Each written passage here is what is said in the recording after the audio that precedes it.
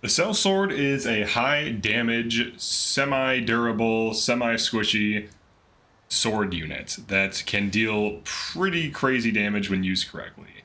And you generally want to put it on the back line with some kind of defender. In this case, I'm running a gladiator just for fun, but I kind of don't recommend running a gladiator to defend the Sellsword.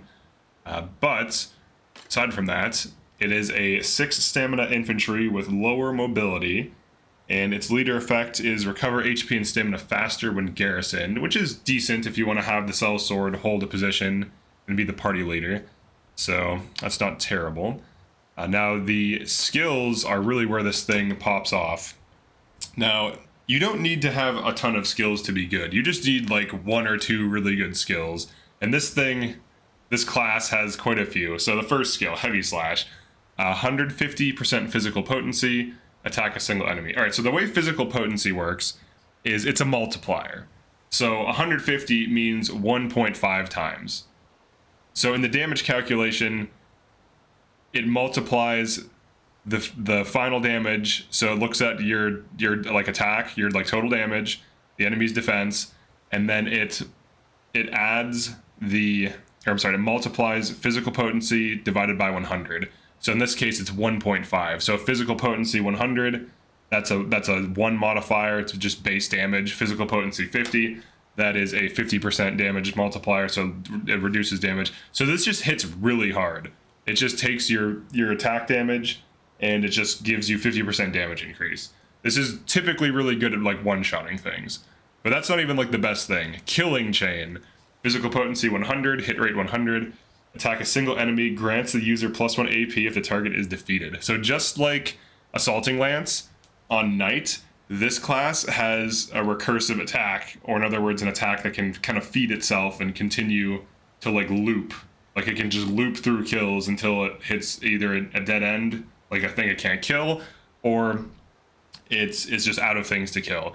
So Killing Chain, not that hard to get to level 10. I just got Bernice, so it really won't be hard to get her to level 10. But this will allow her to basically be like a knight, but with a sword. So you can get access to different things that sword can get access to. And she also has Following Slash. Following Slash is actually very nice.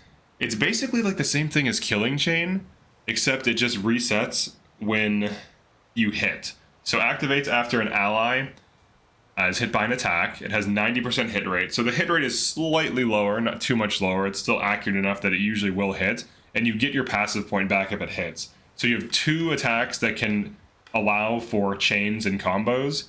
And then also you can summon warriors. And for the sake of showing it, I summon some. So here are the warriors. So Bernice is level 8 in this case, and the warriors are level 7. I'm sorry, that's not the warriors. Here they are. They're level 7. This is what it summoned. It gave me a Hoplite group with a House Carl and another Sellsword with kind of low HP. Now this still could be useful for just like wasting enemy stamina, and it basically doesn't cost you anything to have them attack things, so it's not terrible.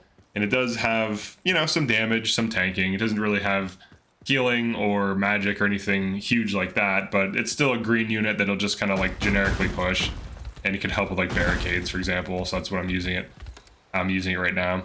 But for the loadout on her, here's what I'm running. Templar Sword, Mercenary Eye Patch, Warrior's Medallion. So crit +20, crit +10, physical attack +10. So she's a crit machine. All of her attacks can crit. Once she hits level 10, she'll be able to go for crit Killing Chain. So she's basically like a sword master from Fire Emblem. Then for the weapon, Templar Sword, you can run pretty much any of these. You could run Runic Sword if you want her to be able to penetrate physical defense, like high physical defense units, because they tend to have low magic defense. So what you would do is you'd have her switch out Heavy Slash for magic attack, because you're not going to be killing chaining things if they're being blocked by a tanky defender, right? So typically you want some kind of way to push through that. This gives her an option. Sanguine Blade can be nice for a self-heal, but in the backline you really shouldn't be needing it. And then Viper Fang can be decent for poisoning, but honestly, just like pure damage and going for crits is probably the best way to go, and have someone else who has higher initiative than Bernice like nuke down the like physical tanks, so that way she can get through to the backline and just start comboing them down. But Following Slash is very nice because, especially if you're running a tank, she's just going to be getting in free attacks, or any Sellsword for that matter.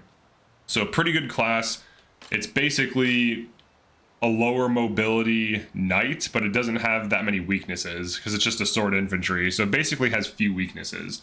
The only real weakness is it just getting hit by lethal damage, which you could argue is any class's weakness. But I do recommend running like some kind of tank that can block, because otherwise she can get harassed. So like the way attacking at range works, if something is in the way, I'm pretty sure it can't hit you, but if you're like on the flank like this, you can get hits. So I'm fairly certain that's how it works. And then like arrow cover, for example. Yeah, because I had like archers target dudes that were over here and I didn't have an arrow cover unit and they just got shot, so yeah. But if you're behind, I'm fairly certain you cannot get hit when you're directly behind something. Now, the game recommends this combination. I don't know why. Gladiator. I mean, Gladiator has... Let's test it if we can. I think we're close enough. No, we're too far away. Yeah, Gladiator has higher damage when it's at full HP, but it doesn't seem to be as good of a tank as these other classes. But I guess I'll test it because the game's telling me it's a good idea. That's it for this one. Just want to go over the Sellsword. Pretty high damage class. That is a good like backliner with defense.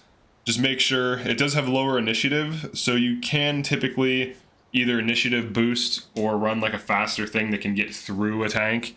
So like this enemy team has 2 tanks, so this would be a bad matchup for a Sellsword unless you gave it the runic blade or had a witch on your team to boost the attacks to make them magical, which also can work too because heavy blade hits quite hard, and when you add in the magic damage, it might be able to one-shot these things. It depends. But yeah, that's it for this one. Definitely like and subscribe if you enjoyed this or found this useful, and I'll see you in the next one. Peace!